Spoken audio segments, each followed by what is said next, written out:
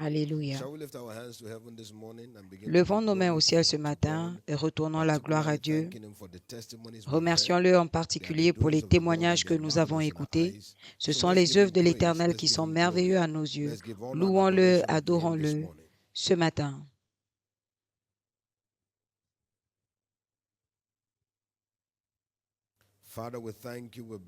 Père, nous te remercions, nous bénissons ton nom.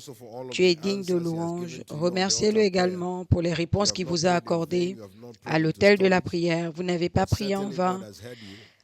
Vous n'avez pas prié pour que ce soit emmagasiné, mais Dieu vous a entendu et il a répondu à vos prières et à vos intercessions. Et vous repartez déjà avec des réponses entre les mains.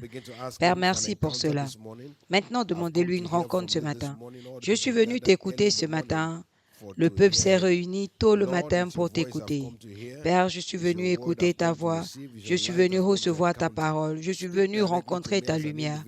Parle-moi personnellement ce matin et que ta parole change mon niveau, change mon histoire, m'accorde un nouveau commencement. Merci Dieu puissant. Au nom précieux de Jésus, nous avons prié. Notre Père, ce matin, nous te remercions pour la bénédiction et le privilège que tu nous as donné pour nous rassembler. Merci pour le témoignage de ta bonne main au milieu de nous. Merci pour la réponse accordée à nos prières. Ce matin, nos yeux sont rivés sur toi. Te demandons de nous parler directement par ta parole. Par ta parole aujourd'hui, que chacune de nos vies soit transformée. Merci parce que nous savons que tu l'as déjà fait. Au nom précieux de Jésus. Si quelqu'un croit qu'il dise Amen. Acclamez pour Jésus et asseyez-vous dans sa présence. Gloire à Dieu, 2025 est l'année de ma nouvelle ère.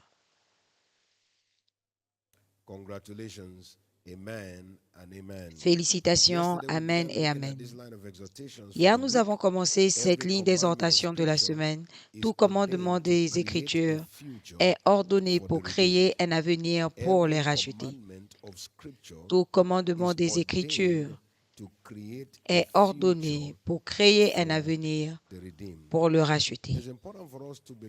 C'est important pour nous d'être rappelés de la parole de Dieu, que toute provision des Écritures est pour le profit de l'homme. De Timothée 3,16. La Bible dit que toute Écriture est donnée par inspiration de Dieu et est profitable pour diriger. Toute parole trouvée dans les Écritures est prévue pour nos profits. Et l'un de ces profits, c'est la création de notre avenir. C'est-à-dire que l'avenir des chrétiens n'est pas laissé au hasard. Non, notre avenir est dicté par notre acceptation, notre obéissance aux instructions divines. La parole de Dieu, ce n'est pas une accumulation de sujétions, mais c'est une accumulation d'instructions. Et ceux qui obéissent aux instructions de la parole créent leur avenir dans ce monde. C'est pour dire que notre avenir n'est pas un produit d'accident. Ce n'est pas accidentel. C'est le produit de notre engagement intentionnel au commandement divin. C'est pourquoi vous pouvez dire qu'aujourd'hui, c'est l'usine de demain. Ce que vous faites de la parole de Dieu aujourd'hui détermine ce que vous verrez dans le monde demain. Ce que vous faites de la parole de Dieu aujourd'hui détermine ce que vous verrez dans le monde demain. Ça veut dire que si je m'engage à ce que Dieu commande, je peux être sûr de ce que je verrai dans mon avenir. C'est très important et c'est vital. C'est pour dire que nous ne sommes pas appelés pour mener une vie de hasard. Dans ce royaume, il n'y a pas de chance. Nous vivons par la lumière. Et ceux qui s'engagent à marcher dans la lumière se garantissent un avenir. Pour quelqu'un qui entend ma voix, ce matin, ton avenir sera brillant. Et si tu crois, dis Amen. Donc, nous allons commencer à voir certains commandements. Hier, nous avons vu le service et ce matin, nous allons voir un autre commandement des Écritures, le commandement de la prière. C'est important de noter que la prière n'est pas une suggestion divine, mais une instruction divine. La Bible nous dit dans 1 Thessaloniciens 2,17, priez sans cesse, 5,17. C'est une déclaration autoritaire. Priez sans cesse. Dans Éphésiens 6, 18, la Bible nous dit là, faisons toutes sortes de prières. Faisons toutes sortes de prières et de supplications en esprit. Vous regardez toutes ces paroles, ce sont des paroles autoritaires. Romains 12, 12. Continuons dans la prière. Des déclarations autoritaires. Dans Luc 18, 1, la Bible nous dit là, les hommes doivent toujours prier et ne pas se relâcher. Donc, nous regardons la prière dans les Écritures et nous découvrons que c'est un commandement. C'est un commandement. C'est un commandement. Mais c'est également important pour nous de comprendre que les prières pour l'avancement du royaume sont les commandements de Dieu pour les chrétiens. Pas seulement la prière, mais la prière pour l'avancement du royaume. Matthieu 6, 9 à 10, quand Jésus a appris à prier, il a dit, voici comment vous devez prier. Selon ce modèle, selon cet exemple, notre Père, qui es aux cieux, que ton nom soit sanctifié. Voici l'entrée, l'adoration. Et au verset 10, que ton règne vienne. C'est-à-dire le royaume d'abord, le royaume comme priorité, le royaume comme l'ultime à l'autel de la prière. Donc nous parcourons les Écritures et nous comprenons que Dieu a fait de la priorité du royaume le commandement de tout chrétien. Si tu es un enfant de Dieu, la prière pour l'avancement du royaume doit être ta priorité, doit être ce qui se tient au-dessus de tout, doit venir en premier dans ton cœur. Matthieu 6, 33. Cherchez premièrement le royaume des cieux. Donc le royaume est en premier dans notre cœur. Et quand le royaume est en premier dans notre cœur, ce sera en premier dans nos prières. Ce sera l'ultime dans nos prières. Dites Alléluia. Donc des Écritures, nous découvrons que la prière pour l'avancement du royaume est un commandement pour tous les chrétiens. Deuxièmement, nous découvrons que la prière est le ministère de tout chrétien. C'est-à-dire que nous sommes appelés dans le ministère de la prière. Tout chrétien est appelé dans le ministère de la prière. Nous sommes assignés au poste de la prière. C'est pour dire que aucun chrétien ne doit dire « je ne suis pas, la prière, ce n'est pas mon domaine ». Tout chrétien est appelé dans le ministère de la prière. Si vous regardez l'écriture que nous avons vue plus tôt, Luc 18, 1, les hommes doivent toujours prier, toujours. Donc la prière est une responsabilité de toujours. Et c'est pourquoi on peut l'appeler le ministère du chrétien. C'est la place du service du chrétien. Tout chrétien a le ministère de la prière. Quand on parle de ministère, on parle de lieu de service. Colossiens 4, 12. Nous voyons l'exemple d'Épaphras, qui est l'un de vous, serviteur de Christ, vous salue. Il ne cesse de combattre pour vous dans ses prières, afin que, parfait et pleinement persuadé, vous persistiez dans une entière soumission à la volonté de Dieu. L'autel de prière est l'autel de service. Tout chrétien doit être à l'autel de la prière chaque jour, rendant service à Dieu. Et la manière dont nous servons Dieu à l'autel de prière, ce n'est pas faire des demandes de ce que nous voulons, mais faisons du royaume une priorité. Donc, c'est le ministère de tout chrétien. Mais ayant vu la responsabilité de la prière, c'est important de noter que la prière pour l'avancement du royaume garantit une récompense ouverte. Matthieu 6, 6, quand vous priez, entrez dans votre chambre. Et quand vous priez à votre Père qui est dans le secret, votre Père qui est dans le secret vous récompense ouvertement.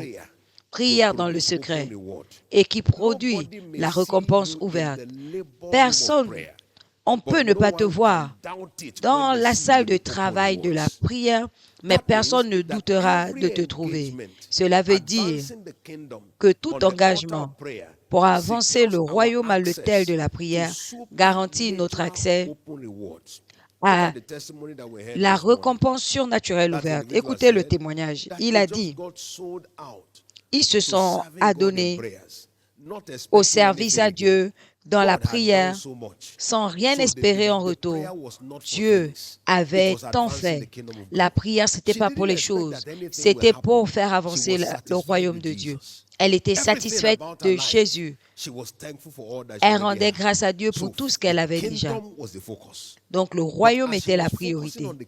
Et pendant qu'elle se concentrait sur le royaume, Dieu a commencé à se concentrer sur elle. Elle est tombée enceinte. On l'a localisée et on l'a mis sur l'Afrique de l'Ouest. Elle changeait tout simplement de niveau, d'une dimension à l'autre, pas en le cherchant, mais en cherchant Dieu. Ceux qui cherchent Dieu ne ratent pas les choses, mais ceux qui cherchent les choses ratent Dieu. C'est important pour nous de comprendre que l'autel de la prière est consacré à l'avancement du royaume de Dieu. En le faisant, nous trouvons des récompenses qui ne peuvent être doutées. Très bientôt, vous allez regarder votre vie et vous allez voir les bénédictions qui ne peuvent être expliquées que par la main de Dieu. Si quelqu'un croit qu'il dise Amen. De plus, nous comprenons que la prière pour l'avancement du royaume provoque un ordre étrange de faveur. Nous voyons dans l'exemple de Néhémie, Néhémie 1, 1 à 10, nous voyons comment Néhémie s'est tenu devant Dieu et a commencé à prier pour la ville, pour la restauration, et a eu une faveur inhabituelle. Chapitre 2, 8. L'Éternel m'a accordé selon la bonne main de Dieu qui était sur ma vie. Et chapitre 5, 14. Néhémie, qui était chanson, est devenu gouverneur de Jérusalem. Un ordre étrange de faveur inhabituelle. Nous l'avons vu dans ce témoignage également. Subitement, ils sont venus la localiser sans demande d'emploi, sans l'avoir cherché, la faveur l'a localisée. Pour quelqu'un qui entend ma voix ce matin, un ordre étrange de faveur va te localiser. Si quelqu'un croit qu'il dise Amen. Si quelqu'un croit qu'il dise Amen. Et la beauté de la faveur de Dieu, c'est que la faveur de Dieu n'est pas juste. Quand un homme est favorisé, il est avantagé injustement. Les gens préfèrent cette personne. Les opportunités s'ouvrent à cette personne. La faveur n'est pas juste. La faveur ne te met pas au même niveau que quelqu'un d'autre. Tu es avantagé inhabituellement. Partout où tu vas, tu es le choix. Et c'est ce qui est arrivé avec Daniel. Partout, il était préféré. Il était préféré. Ce sera l'expérience de quelqu'un à partir de maintenant. Le type de faveur qui va te donner l'avantage qui ne peut être physiquement expliqué. Je vois cet avantage devenir le partage de quelqu'un. Je vous donne, Seigneur, je demande la grâce de me tenir à l'autel de la prière pour faire avancer ton royaume. Et assurez-vous de prier du plus profond de votre cœur. Seigneur, mon Dieu, au nom de Jésus, je reçois la grâce de me tenir efficacement et de façon consistante à l'autel de la prière. Je reçois la grâce, que cette grâce me soit rendue disponible au nom de Jésus-Christ. Merci, Dieu puissant. Au nom précieux de Jésus, nous avons prié. Bienvenue à votre saison de récompense ouverte au nom de Jésus. Si vous croyez, dites Amen. C'est fait. Maintenant, parlez à votre journée, faites vos déclarations. Vous déclarerez une chose, cela s'accomplira. Donc, faites vos décrets. Faites vos décrets. Remplis de foi. Remplis de foi. Remplis de foi. Faites vos déclarations maintenant. Faites-le dans la foi. Faites vos déclarations maintenant dans la foi. Faites vos déclarations maintenant. Cette journée est déclarée bénie, est chargée de faveur, chargée de témoignages, une journée de bénédiction inhabituelle. Merci Dieu puissant. Au nom précieux de Jésus, nous avons prié. Selon que vous avez déclaré, cette journée répond. Cette journée est une journée bénie. Votre sortie est bénie. Votre retour est béni. Partout où vous allez aujourd'hui, la faveur répond pour vous. Au nom de Jésus-Christ. Il en sera ainsi. Au nom précieux de Jésus. Si vous croyez, dites Amen. C'est fait. Partageons le bonheur. Oui, le bonheur et la grâce nous accompagneront tous les jours de notre vie et nous habiterons dans la présence de l'Éternel jusqu'à la fin de nos jours. Amen. Paix. Gloire à Dieu. 2025 est l'année de ma nouvelle ère. Félicitations. Amen et Amen. Félicitez quelqu'un en partant. Que Dieu vous bénisse.